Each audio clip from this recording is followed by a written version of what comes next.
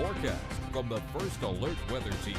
For the past few weeks, it has been very dry with our rain chances coming from moisture-starved fronts. Now, most of southeastern North Carolina is abnormally dry. However, portions of southern Columbus County and even Brunswick County are in a moderate drought designation. Now, today we are seeing some much-needed rainfall as a front still well to our west is driving in some moisture here locally, leading to an abundance of clouds and even some spotty showers throughout our region. Now, our showers will continue as we progress throughout the rest of today, as we take you hour by hour through this afternoon and even into this evening, while we'll see some periodic rainfall. But those muggy conditions will prevail as we look towards tomorrow morning, where it's now trending that we'll see some patchy fog throughout our region. So stay cautious on your Friday morning commute.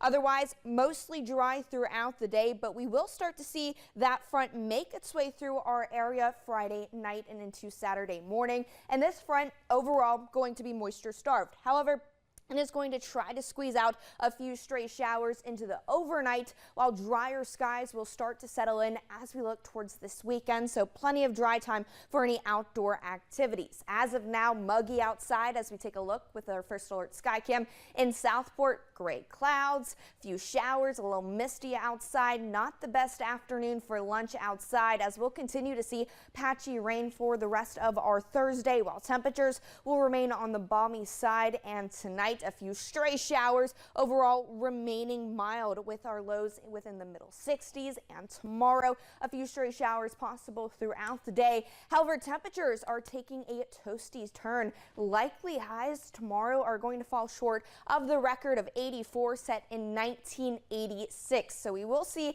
a slight warm up, but eventually we'll see a weekend cool down on the horizon. As for the tropics, we have Hurricane Rafael in the Gulf of Mexico. This is a Category 2 hurricane with sustained winds of 100 miles per hour, and this system will continue in a westward fashion, starting to near portions of Mexico as we look in the extended forecast with this system, not impacting us here locally.